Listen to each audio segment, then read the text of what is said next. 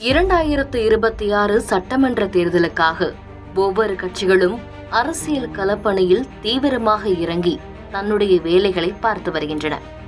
ஆனால் பாமகவில் மட்டும் தந்தை மகனுக்கிடையே ஏற்பட்ட அதிகார மோதலால் ஒருபுறம் தலைவர் நான் தான் என்று ராமதாசும், இன்னொரு புறம் தலைவர் நான் தான் என்று அன்புமணியும் தொடர்ந்து அதிகார மோதலில் ஈடுபட்டு வந்தனர்.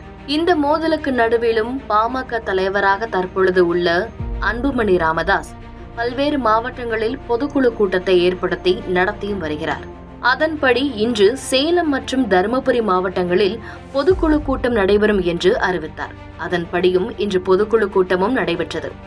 இந்த நிலையில் நேற்று சேலம் மேற்கு தொகுதி எம்எல்ஏ அருள் மற்றும் தருமபுரி மாவட்டம் பெண்ணகரம் தொகுதி எம்எல்ஏ GK மணி ஆகியோர் அடுத்தடுத்து நெஞ்சுவலி காரணமாக மருத்துவமனையில் அனுமதிக்கப்பட்டுள்ளனர். கடந்த ஏப்ரல் மாதத்திலிருந்து பாமகவில் இந்த கட்சி பிரச்சனைகள் உச்சத்தை எட்டியது. சென்னைக்கு அமித்ஷா வருவதற்கு ஒரு நாள் முன்பாக பாமக தலைவர் பதவியில் இருந்து அன்புமணியை நீக்கி அதிர்ச்சி கொடுத்தார் ராமதாஸ். இதன் பின் பாமகவில் அன்புமணியின் செயல்பாடுகள், கூட்டணி முடிவில் சௌமியா அன்புமணியின் தலையீடு, தாயை பாட்டிலால் அடிக்க முயற்சித்தது என்று ராமதாஸ் அடுக்கடுக்கான குற்றச்சாட்டுகளை முன்வைத்தார்.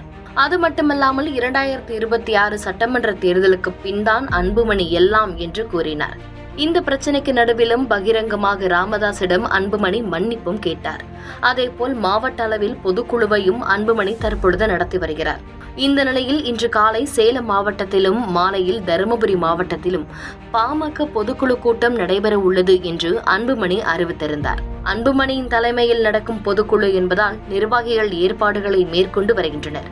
இந்நிலையில் பாமகவின் சேலம் மேற்கு தொகுதி எம்எல்ஏ அருள், இன்னொரு பக்கம் பாமகவின் கௌரவ தலைவர் பெண்ணகரம் தொகுதி எம்எல்ஏ GK மணியும் நெஞ்சுவலி காரணமாக தனித்தனியே திடீரென்று மருத்துவமனையில் சேர்ந்தனர்.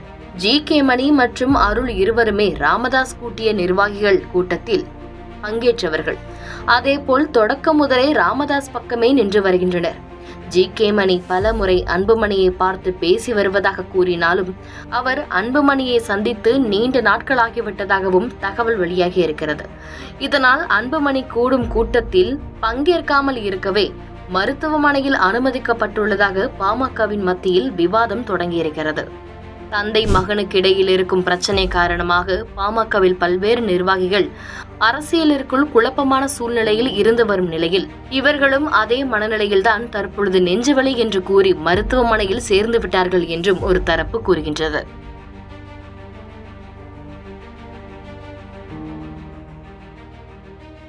செய்திகளை உடனுக்குடன் தெரிந்து கொள்ள கீழ்கண்ட கேபிள் மற்றும் DTH நெட்வொர்க்குகளில் எம்நாடு செய்தி தொலைக்காட்சியை காணுங்கள். பாதகம் செய்பவரை கண்டால் நாம் பயம் கொள்ளலாகாது பாப்பா. மோதி மிதித்து விடு பாப்பா, அவர் முகத்தில் உமிழ்ந்து விடு பாப்பா. அண்மை செய்திகளை உடனுக்குடன் தெரிந்து கொள்ள இணைந்திருங்கள் எம்நாடு தொலைக்காட்சியுடன்.